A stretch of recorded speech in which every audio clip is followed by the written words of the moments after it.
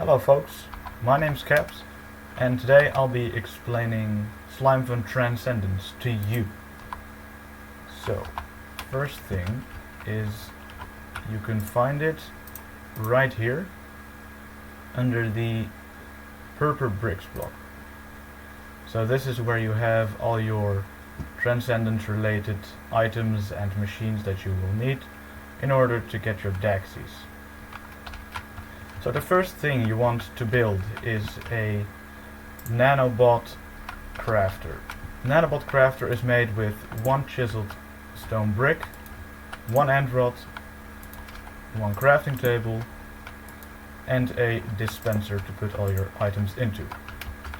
I always like to use an output chest to put in front of it, so I can actually craft multiple things at once without it saying that the inventory is too full.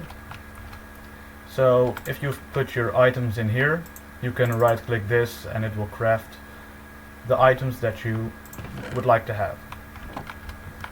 Next up is your Quirp oscillator. This is like the most important asset to have, because this one will generate Quirps for you. These are the Quirps that you actually get, and you also have two polarizers. These polarizers will increase the chance of getting the vertical ones, so they increase the chance for the up and the down ones. And then you have the horizontal, which increases the chance for the Quirps left and right. So you can put the polarizers right in this purple slot, and then it will start outputting if you have it powered. Next up is our Quirp annihilator. Our Quirp annihilator makes condensate for us. Now, how do you get this condensate? You take two opposite Quirps and you basically put them in here. Now, it doesn't work because it's not powered by anything, but that is what you do. You put your left and right, or your up and down into it, which basically gives you Quirp condensate, which is used for some other things that you will need to craft. Next up, we have our Quirp cycler. Our Quirp cycler basically rotates the Quirps. So if we put an up into here, then it will cycle it clockwise. So the next one will be right. And if you cycle it again, it will go from right to down. If you cycle it again, it will go from down to left. And if you cycle it one more time, it will go from left to up. And that basically repeats. If you have the up, if you put it in again, it repeats the cycle.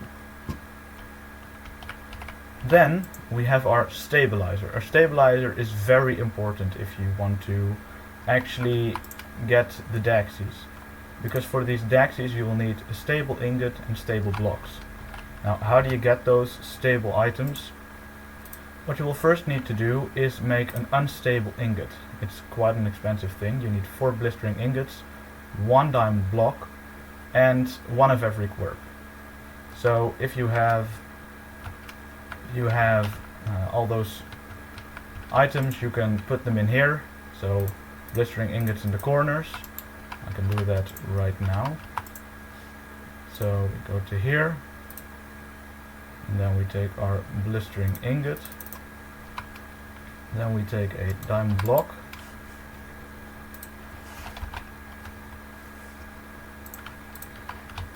So we put that in like this. And then we take 4 Quirps. It's very handy because you always put the up right here. The right goes in the right slot, left goes in the left one, and down goes in the down slot. So if you basically have your recipe correct, you can also make these stacks at a time, which is why I'd like the output chest, so it doesn't say that the inventory is full. But you craft it, takes a little time, and then you get your unstable ingot. Now please, and please do use cargo. If it is available to you, please do use it, because it will kill you if you hold it for more than 3 seconds. It is instantaneous and it's not fun. I've experienced it way too many times to count, so please use cargo if you can. Now, as you can see, this ingot is still very unstable. And what we finally want is stable ingots. So you get these stable ingots to use a stabilizer, which I mentioned here earlier. And if you put them in, so you put your unstable ingot right here, and your Quirp condensate right here, you will get an unstable ingot of 75%. And if you have that 75%, you will need to put it in again, so it becomes 50%, you put it in again, it becomes 25%, and for the last Quirp condensate you get a stable ingot. Now with those stable ingots you can actually make stable blocks, which are used for the Daxies. But as you can see, these are not Quirps, these are Zots, which is what we are going to get to right now. As you can see, this is a Zot overloader, which is another machine that you will need. So if you have Zots, you basically craft them, and they are 0 out of 1000 charge, which means I will put it in here, and I can put any Quirp in here and it will charge this Zot. But of course, if you put in the Quirp up, it will consume 1 Quirp for 1 charge. But if you put in, for example, a down, it would be way less efficient. So it might take more Quirps from down, left or right to get 1 charge for a Zot. And if you basically charge it all the way up to 1000, you get a completely charged Zot up, left, right or down, depends on which one you put in, of course. And with those you can eventually make the Daxies, which I'll explain over there. But this is a Quirp scatterer. Quirp scatterers are the generators of this extension of Slimefun. So what we have here are the power, I guess, the fuel for the generator. A Quirp up will last 1 second and will give a total of 1.36k joules in total, which is basically the default for all the Quirps. They all last 1 second and give 1.36k in total. But this Quirp condensate actually lasts 8 seconds and gives 10.85k joules in total, which is very handy. What you could do is set up some Quirp oscillators, which then transfer it into this annihilator, and basically have these things run on Quirp condensate, because they give way more power. And if you would use a different power system or different generator for this one, so it isn't hooked up to our Quirp scatterer, you basically get way more power out of this thing than just hooking this one also up to the generators. So if I would put in Quirp, I'm gonna just take all of these. Okay, so as you can see, 1.36k joules in total. Now I'm gonna, okay, wait, hold up. So now it's back to 0. If I now put in this one, it will also be 1.36k. If I put in this one, 1.36. And if I put in this one, also 1.36. And if you put in 1 Quirp condensate, you will see that it goes up and stays on significantly longer until it eventually reaches 10.85k. Now this is very, very handy to know, because when I first started I would only use the Quirps, which didn't give a lot, so you'd have a lot of Quirp wasted to just a bit of power. So when I started converting them into condensate, it would basically really improve my generation. Now we're coming on to like the end result, the things you really want. Now this is a Daxie. Daxies are crafted by using, so that's 9 times 4, because it's 9 stable ingots, so that's 9 times 4, which is 36. 37 stable ingots to craft 1 Daxi. So that's 37 diamond blocks. I'm not gonna do the other math, I might put it up on screen right now, but you would also need even more ingots, stable ingots, for these Zots, because these Zots also need 9 stable ingots for 1 block. So that would make it a very expensive thing to have, and I want to show you all the different ones. So you'd have the S, which is created by the Zot up, which gives you strength 3. The Zot down gives you the Daxi of A, which is absorption 5. Then you would have the Daxi H, which is crafted with the right Zot and gives you saturation. Then we have the Zot left, and this one gives you the F for resistance. And the last one is regeneration 2, which is crafted with one of every Zot. So I'm just gonna use this regeneration one to show you what it would look like if you would activate it. So I'm holding this in my hand, and you should shift. No, you don't shift. You right click to use it. So if I would now right click, this is what happens.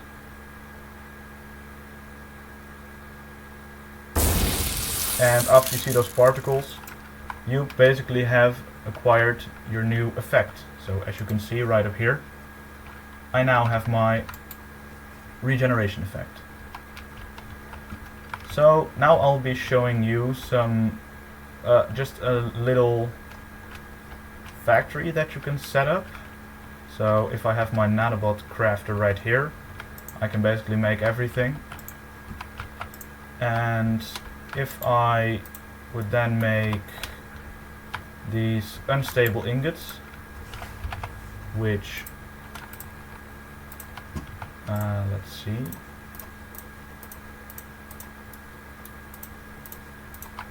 and then we take some Quirp. You can actually,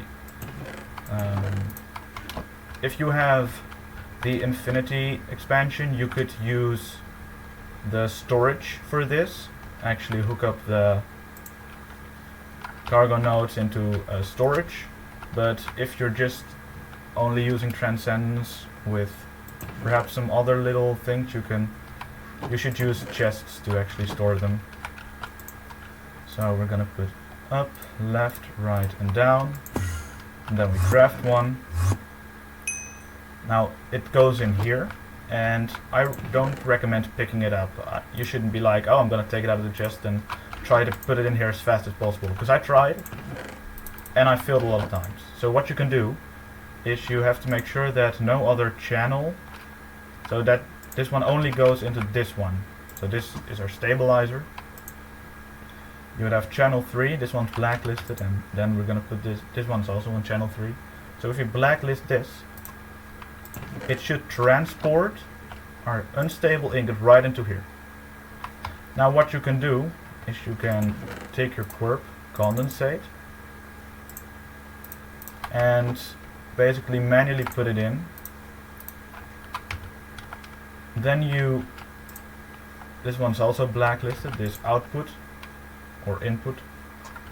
So it basically goes back into here to, once again, I'll show you that right now. So it goes into a 50% state now. So it goes out and comes back here, 50%. Then I put it in once again, so we will get the 25%.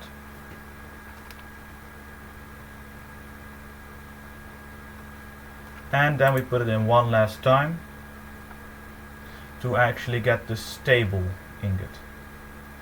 And it might hop back into here. Yeah, okay, so now we have our stable ingot.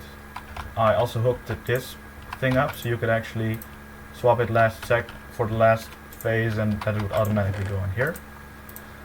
So now you have your stable ingot. And your stable ingot, you can